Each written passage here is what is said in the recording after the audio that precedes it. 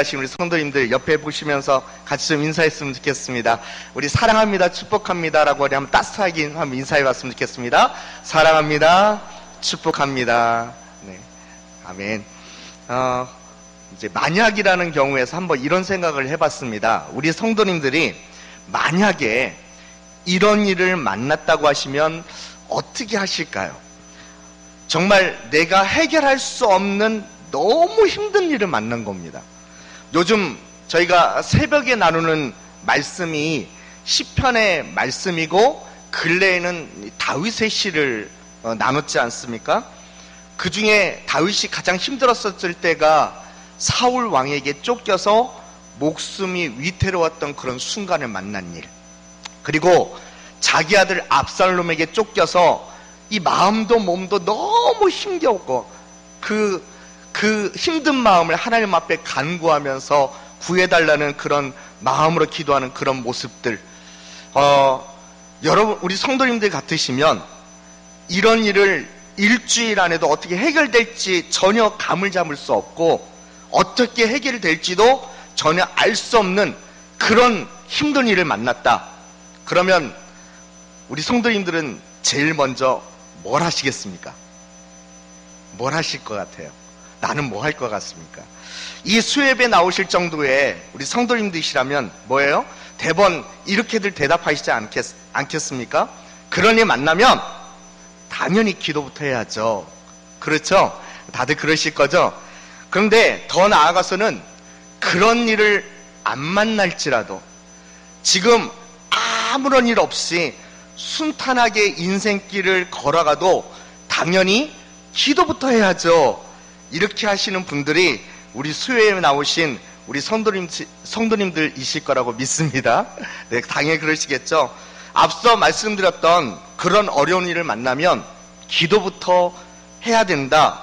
우린 그런 정답 말씀드렸지만 실상 기도할 힘조차 상실한 채 괴로워하시는 분들도 참 많이 만나본 것 같습니다. 너무 힘드니까, 너무 그 만난 일이 너무 괴로우니까요. 또 어떤 분들은 정말 믿음이 좋고 또 더 신앙적이다. 그럼 뭐 하시니까요? 어디까지 가실까요? 금식들도 하시더라고요. 금식을 하시면서 나름대로 그 훈련을 통해 잘 이겨나가게 해달라고 기도하는 모습들도 봤습니다. 혹시 우리 성도님들은 최근에 언제 금식을 하셨습니까? 혹시 왜 하셨나요? 고난주간이라서요? 조금 오래전이겠네요. 그러면요, 혹시 기억나지 않을 만큼 좀 오래전의 이야기이신가요? 금식했던 적이요? 전에 제가 대전신학교를 군대 가기 전까지 잠깐 다녔던 적이 있었습니다. 그때 이 신학교가 제가 다니던 때가 야간이었기 때문에 거의 공부를 끝마치면 10시 반, 11시 그때 끝나면 그때 하루 정도, 제가 기억하기로는 목요일 저녁이었나? 그때 기도원이건 아니면 교회를 정해서 다음날 새벽 4시까지 3시, 4시까지 기도하던 그런 기도 동아리 활동이 좀 있었는데요. 거기에서 금식을 종종 하시는 그런 전사님들을 꽤 계셨던 것 같습니다. 그런데 지금도 좀 제가 잊혀지지 않는 이 금식의 수칙? 그런 같은 것들을 들은 적이 있었는데요. 특히 이 마시는 물에 대한 이야기였었던 것 같아요. 오직 금식할 땐 마시는 물은 생수여야 한다고요. 그리고 보리찬물 이런 것은 절대로 금식할 때 마셔서는 안 된다고요. 그런 이야기를 옆에서 제가 들으면서 금식할 때도 저런 식으로 지켜야 할 법칙들이 있구나, 이렇게 생각했던 적이 오늘 말씀을 준비하면서 새록새록 기억이 좀 나게 되더라고요. 오늘 말씀은 사실 바로 이 주제입니다. 금식에 대한 이야기로 시작하는 말씀입니다. 우리 한번 오늘 말씀을 같이 한번 보도록 할까요? 18절의 말씀인데 함께 읽어보도록 하겠습니다. 18절 시작. 요한의 제자들과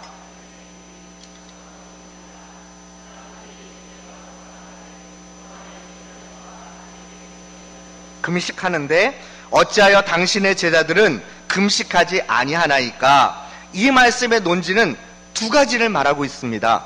첫 번째는 금식하는 사람들이 있고, 두 번째는 어떤 사람이요? 반대로 금식하지 않는 사람들이 있다는 겁니다. 금식하는 사람들이 누가 있다고 하나요? 누가 금식한다고? 먼저는 요한의 제자들이 금식했다고 합니다. 학자들은 이 요한의 제자들이 금식을 하고 있었던 이유를 보통 두 가지로들 이야기를 하고 있습니다. 왜 세례 요한의 제자들이 금식을 했느냐? 먼저 첫 번째는 세례 요한과 그 제자들은 주로 금욕 생활을 한 것으로 알려져 있습니다. 그러다 보니까 자연스럽게 금식을 주로 하는 게 일상이었다고 합니다. 그리고 두 번째 이유가 있다면, 이 말씀하시던 이 당시에 세례 요한이 감옥에 갇혀 있었던 상황이었거든요. 그러니 그 제자들이 금식하면서 그 스승에게 닥친 그 어려움을 위해 금식하며 기도했던 것이 당연했을 것입니다. 그리고 두 번째로 금식했던 사람들이 있었죠. 누구라고 하나요? 바리새인들이라고 하죠. 원래 이스라엘 백성들은요, 1년에 딱 한 차례 속죄일에 금식을 하게 되어 있었습니다. 그런데 바벨론 포로 이후부터는 1년에 한 4번 정도 금식하는 그런 규정이 생기게 되었고, 그 이후 자신들의 이 경건 생활을 위해서 금식을 하는 날들을 규례처럼 정하고요. 이 예수님 당시 이 바리새인들은요, 일주일에 2번 이틀 동안, 즉 월요일과 목요일, 이 이틀 동안 금식하는 것이 전통처럼 정해져 있었다고 합니다. 자, 보세요. 누가 금식했느냐? 세례 요한의 제자들과 바리새인들, 그리고 그 뒤에 말씀에는 바리새인들의 제자들이라고도 나오지만 바리새인에게는 제자가 통념상 없었다고 합니다. 그럼 이들은 누구냐? 바리새인들의 가르침을 받고 따르는 바로 그런 사람들이라고 보기도 합니다. 그럼 어떻게 금식했느냐? 한쪽은 금욕생활로 일상처럼, 때로는 자기 스승이 감옥에 갇힌 그 문제를 가지고 금식해야만 했기에 금식했는가 하면, 전통과 규례에 맞추어 월요일과 목요일에 율법을 지키듯이 금식 생활들을 했었다는 것입니다. 자, 그런데 이렇게 금식을 한 사람들도 있었지만요, 이제 문제는 뭐예요? 금식을 안 하고 있던 사람들이 문제인 거죠. 최소한 이 이야기를 꺼내고 있는 그 사람들은 그걸 문제로 여긴 게 분명합니다. 저 사람들은 금식하는데 왜 당신의 제자들은 금식하지 않습니까? 이런 질문을 던진 것이니까요. 이게 뭡니까? 한쪽은 잘 신앙생활을 하고 있는 것 같은데 당신의 제자들은 이게 신앙생활하는 거 맞냐고, 제대로 못하고 있으니 이건 문제가 있는 거 아니냐고, 좀 고쳐야 되지 않겠냐고 따져 묻고 싶었던 것이겠죠. 그런데 이 질문에, 이렇게 따져 묻는 말에 이제 우리가 가장 중요하게 보아야 할 것은 뭘까요? 바로 그 질문에 예수님의 답변이시겠죠. 자, 이제 예수님께서 뭐라고 말씀하시는지 한번 살펴볼까요? 19절과 20절 말씀을 같이 한번 읽도록 하겠습니다. 19절 20절 예수께서 시작. 그들에게 이르시되 혼인집 손님들이 신랑과 함께 있을 때에 금식할 수 있느냐? 신랑과 함께 있는 동안에는 금식할 수 없네. 20절입니다. 그러나 신랑을 빼앗길 날이 이르리니 그날에는 금식할 것이니라. 여러분, 근데 혹시 이 말을 좀 오해하시면 안 됩니다. 오늘 말씀 제목을 보시고도 금식할 수 없는 이유, 이게 제목이니까요, 금식하면 안 되는 건가? 금식하지 말라는 건가?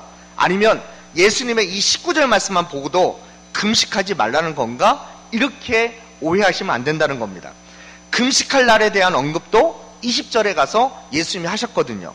그런데 저희가 잘 살펴보고 싶은 말씀은 바로 이 19절 말씀인 겁니다. 왜냐?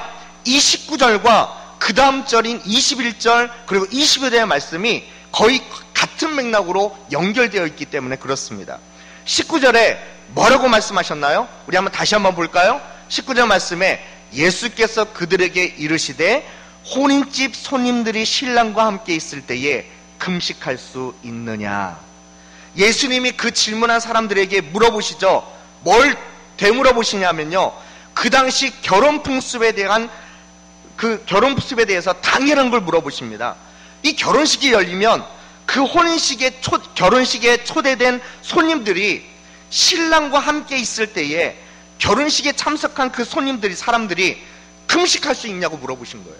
금식할 수 있냐고요. 이스라엘의 결혼식은요, 완전히 축제 분위기로 열립니다. 우리나라의 결혼식은 식을 올리고 또 피리용 갖고 이러면 좀 결혼식이 길면 한 2시간 아니면 3시간, 짧으면 그냥 결혼식 끝나면 신랑 신부 패백하는 따로 갖는 순서 말고는 다 끝나지 않습니까? 그냥 결혼식 끝나요. 근데 이스라엘의 결혼식은요, 완전히 축제 분위기로 열리는데요, 이 결혼식을 일주일 동안 합니다. 그러니까 이건 완전 축제인 거죠. 예수님의 첫 번째 기적을 어디서 베푸셨죠? 가나의 혼인잔치에서 베푸셨죠. 거기서도 이 축제에 쓸 포도주의 이야기가 나오지 않습니까?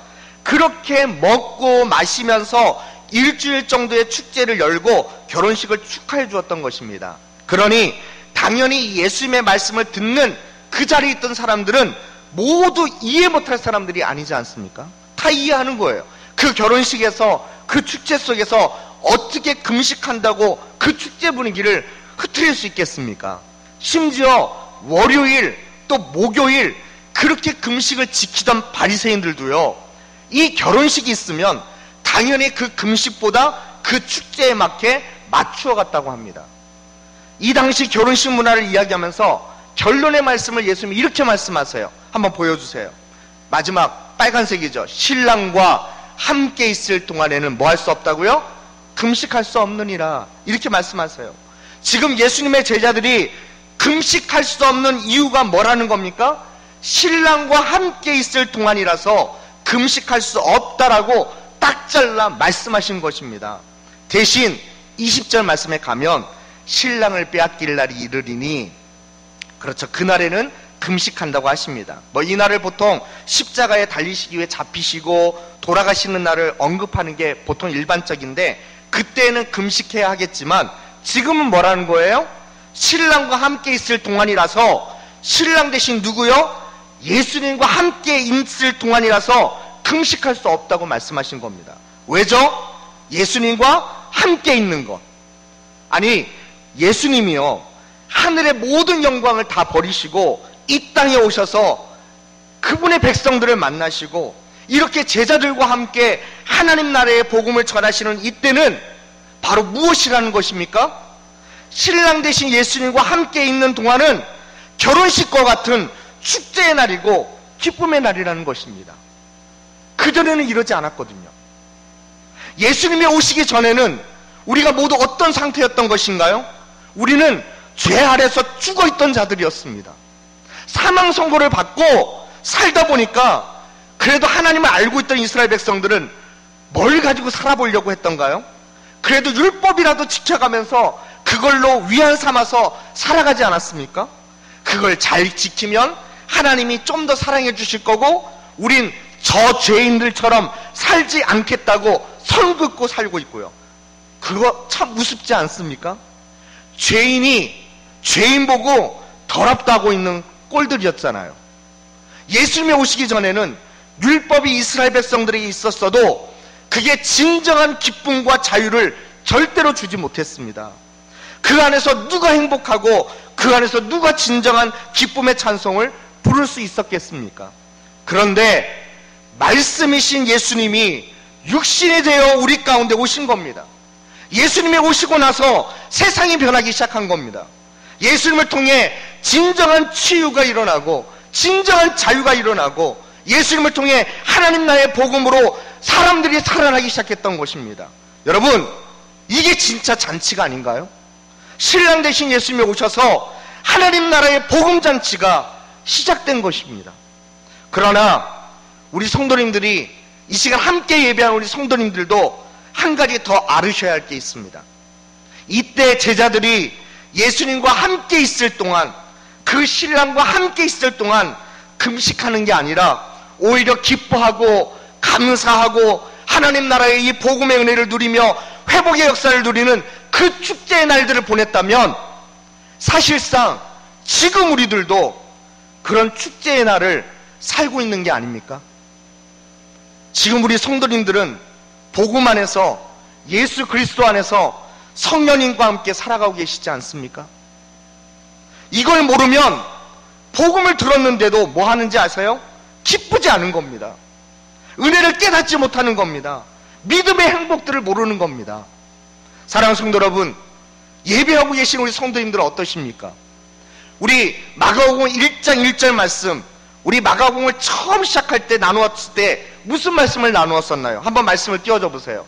하나님의 아들 예수 그리스도의 복음의 시작이라는 이 말씀으로 우리가 마가복음 말씀을 시작했었는데요, 이 말씀을 선포했고 이 말씀을 듣던 우리들 모두 다 아멘 하시지 않으셨습니까? 그런데 이 복음을 듣고 이 복음을 믿고 이 복음과 함께 살아가는 우리 성도님들은 지금은 어떠십니까? 지금 우리 성도님들은 어떻게들 살고 계신가요? 이 복음의 능력을 경험하며 살고 계신가요? 아니면 그때 들었던 거 다 잊어버리고 하루하루 닥치는 문제와 고민들에 이리 부딪히고 저리 부딪히며 살고 계신가요? 아니면 아직도 교회 생활이며 신앙 생활이며 종교 생활처럼 하며 그동안 익혀왔던 습관 따라 그냥 예배하며 다니고 찬송하고 습관 따라 교회 나오고 그냥 의무적으로 교회에서 봉사하고 이러고 계신가요? 그러면서 다들 하시는 말씀이 이런 겁니다. 난 요즘 예전같이 기쁨이 없어. 난 요즘 예전같이 교회 나와도 행복하지 않아. 이러고 계시진 않습니까? 여러분, 우리가 왜 그러고 있는지 아세요? 예수님의 그 다음 말씀과 같기 때문에 그렇습니다. 21절, 우리 22절의 말씀을 같이 한번 읽어보도록 할까요? 21절 먼저 읽습니다. 시작. 생배 조각을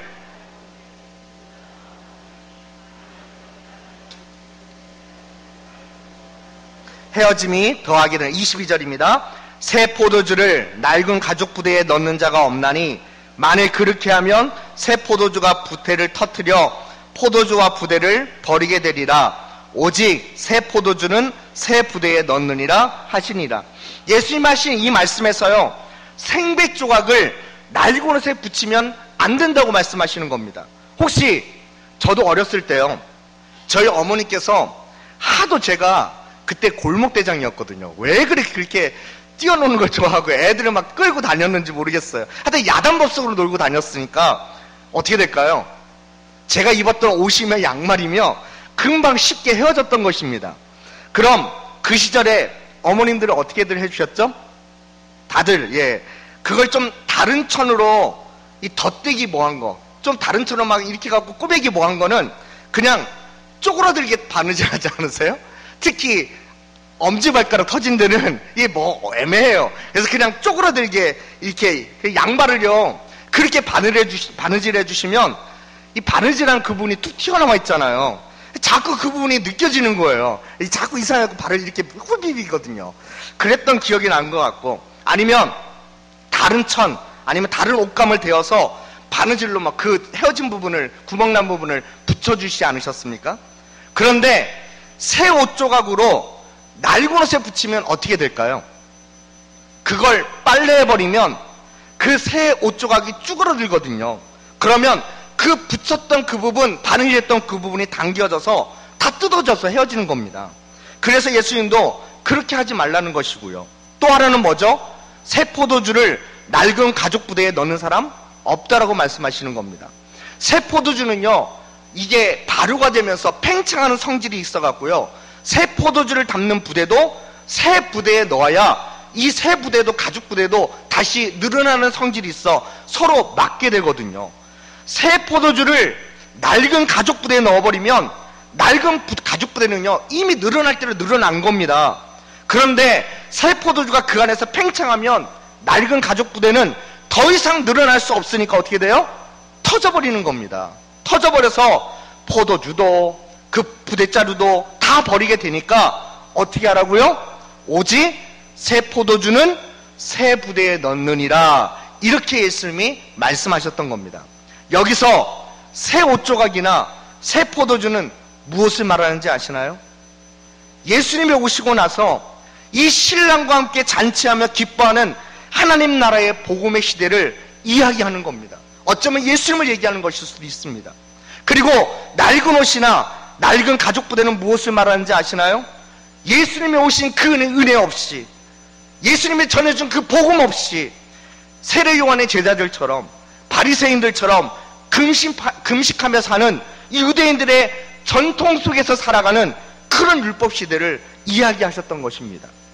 즉 예수님은 그럼 뭘 말씀하시려고 하셨느냐 하면요, 우리가 여전히 그전 사람의 그런 전통과 율법 속에 갇혀 살아서는 절대 안 되고, 예수님을 믿는 우리라면, 복음을 듣고 복음이신 예수 안에서 성령님과 함께 살아가는 우리라면 낡은 옷이나 낡은 가죽 부대에 여전히 기대며 살아가서는 안 되고, 어떻게 살아가야 한다고요? 신랑과 함께하는 손님들처럼, 아니 신랑 대신 예수님과 함께 살아가는 이 복음의 기쁨 안에서 살아가야 하고, 복음의 은혜 속에서 감사가 더욱 넘치며 찬송이 더욱 넘쳐나는 영적 축제처럼 살아가는 은혜, 이 복음의 시대를 우리가 살아가야 한다고 말씀하시는 것입니다.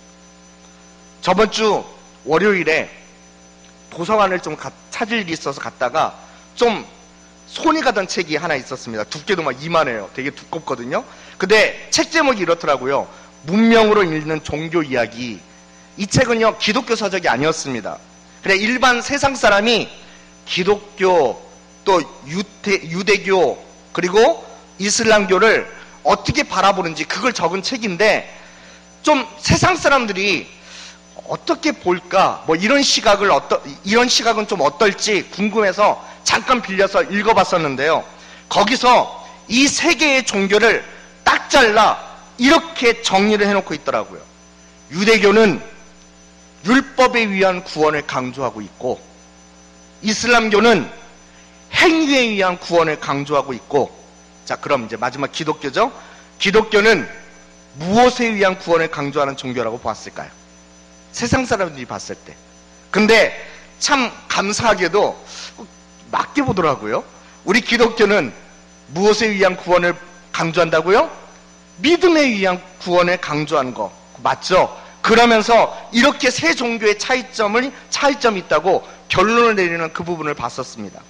우리가 복음을 통해 예수 그리스도를 온전히 만나지 못했다면요, 이 유대교처럼요, 이 이슬람교처럼요, 율법을 통해서건 행위를 통해서건 전통과 관습을 통해서건 그것으로 자기 자신을 과시하려고 하고 그 자신을 자랑하려고 하고 그 속에서 얽매여 살아갈 수밖에 없는 것입니다. 예수님은 우리가 그러지 않기를 원하셔요. 왜죠?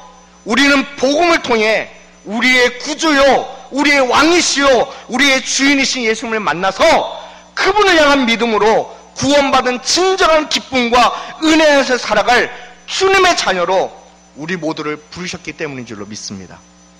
사랑하는 성도 여러분, 우리가 믿는 복음은요, 우리를 구원하여 주신 우리 예수 그리스도를 가르쳐주고 믿게 하는 것에서 그치지 않습니다.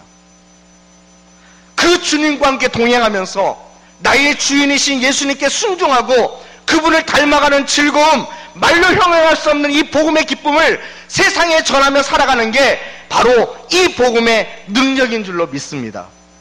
그래서 어쩌면 다른 말로 이렇게 말씀드리고 싶은 겁니다. 저나 우리 성도님들 모두는 예수님과 함께 살아가는 가장 행복한 사람들인 줄로 믿습니다. 한번 우리 옆에 계신 분과 한번 이렇게 인사를 한번 나눠봤으면 좋겠습니다. 우리 다들 직분이 있으시죠? 뭐 집사님은, 권사님은, 장로님은 한번 이렇게 인사해보죠. 당신은 세상에서 가장 행복한 사람입니다. 한번 인사해볼까요? 당신은 세상에서 가장 행복한 사람입니다.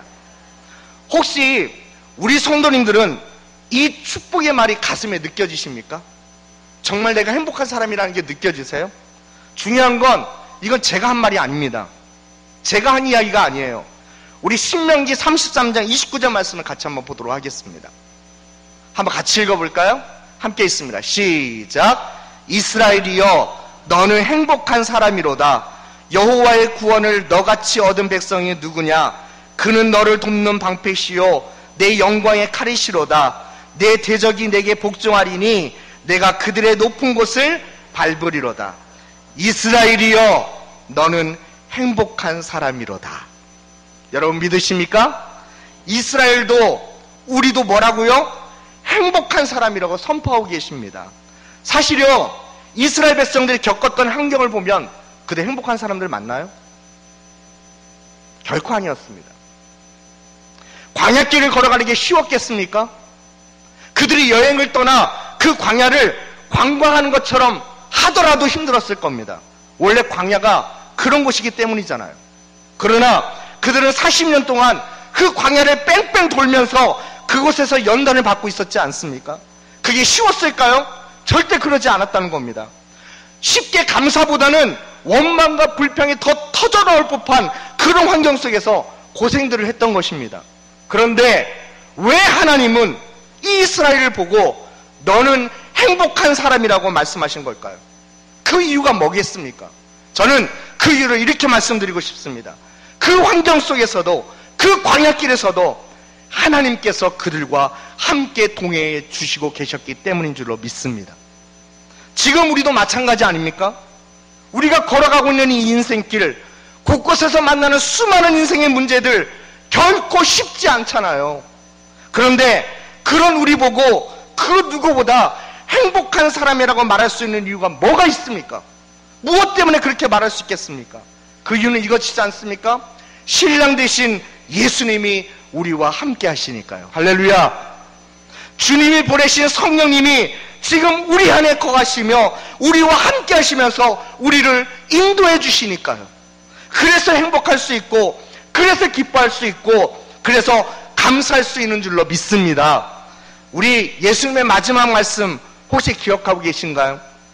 마태복음 28장 19절 20절 말씀인데요. 한번 그 말씀을 같이 한번 읽어보도록 할까요? 한 슬라이드에 넣어놨습니다. 한번 같이 읽어보죠. 시작. 그러므로 너희는 가서 모든 민족을 제자로 삼아 아버지와 아들과 성령의 이름으로 세례를 베풀고 내가 너희에게 분부한 모든 것을 가르쳐 지키게 하라.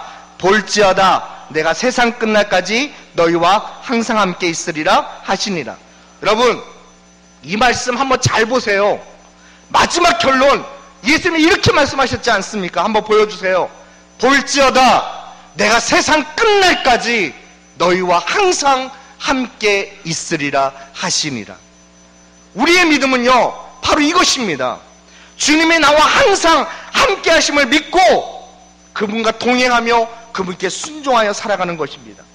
그렇게 살아가는 게 결코 무거운 짐을 지고 살아가는 게 아니라 진짜 우리에게 행복인 줄로 믿습니다. 그것이 진정한 기쁨이고 그것이 진정한 은혜의 삶임을 오늘도 고백하실 수 있는 우리 성도님들 되시길 바랍니다. 그래서 그 은혜를 우리 삶에서도 주님 때문에, 주님 안에서 바로 이 복음의 축제처럼 감사로 누려 사시는 우리 믿음의 성도님들 되시길 간절히 축원드립니다. 이 시간 우리 함께 기도했으면 좋겠습니다.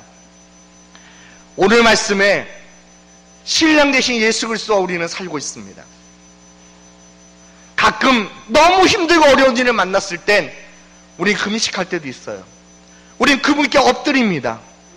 그런데 우리가 그 안에서도 행복할 수 있는 이유, 우리가 그 안에서도 기뻐할 수 있는 이유, 우리가 그 안에서도 감사할 수 있는 이유는 지금 그분께서 이 시간 예배한 우리 성도님들과 함께하고 계시기 때문인 줄로 믿습니다. 주님, 저의 삶 속에서 주님과 믿음으로 동행할 수 있는 믿음의 성도가 되게 하여 주시옵소서라고 이제 우리 한번 그 주님과 함께 동행하며 살아가는 믿음의 삶을 살게 하시고 바로 이 기쁨과 이 감사와 이 은혜를 누리면서 살아가는 복음의 은혜를 누리게 하여 주옵소서라고 우리 같이 믿음으로 함께 기도하도록 하겠습니다. 함께 기도합니다. 하나님 감사합니다. 주의 은혜를 간절히 사모하는 우리 사랑하는 성도님들 모두가 신랑 되신 예수 그리스도와 함께 우리 성령님과 함께 살아가는 믿음의 삶이 되고 그 안에서 진정한 기쁨, 진정한 은혜를 누리고 사는 믿음의 백성들이 믿음의 자녀들이 된 줄로 믿습니다. 살아계신 하나님 아버지, 우리가 우리 인생길에서 만나는 고난과 어려움 때문에 때로는 금식하고 때로는 주님 앞에 간절하게 엎드려 기도할 때도 있지만 우리가 진정으로 행복한 자가 된 이유는 바로 이 예수 그리스도와 함께 동행하며 살고 있기 때문인 줄로 믿습니다. 아버지 하나님, 우리에게 믿음을 주셔서 우리와 항상 함께 하시겠다 약속하셨던 주님의 말씀을 기억하고 오늘도 그 주님과 함께 세상을 향해 나아가고 그 주님과 함께 믿음의 삶으로 순종하며 살아가는 믿음의 자녀를 다 될 수 있도록 오늘 이 저녁에도 축복하시고 인도해 주시옵소서. 살아계신 하나님 아버지, 오늘도 귀한 말씀을 통해 우리의 믿음의 발걸음을 인도해 주셔서 감사합니다. 오늘 우리의 인생 가운데 가장 큰 축복은 우리가 인생의 많은 문제들을 만나 고난과 힘든 속에서도 엎드려 간구하고 금식하면서 주님께 기도하는 가운데서도 우리가 행복한 사람이라고 말할 수 있는 유일한 이유는 주님께서 우리와 동행하고 계신 줄 믿기 때문에 그렇습니다. 믿습니다. 주님, 우리와 함께 하시는 주님과 함께 동행하여 살아가는 믿음의 성도들 되게 알려 주옵시고, 이 주님만 바라보면서 우리가 잃어버렸던, 우리가 상실했던, 때로는 우리 가운데서 사라졌던 기쁨과 은혜와 복음의 역사가 날마다 우리의 삶 속에 넘쳐날 수 있도록 함께 주옵소서. 감사하며 예수님의 이름으로 기도드립니다. 아멘.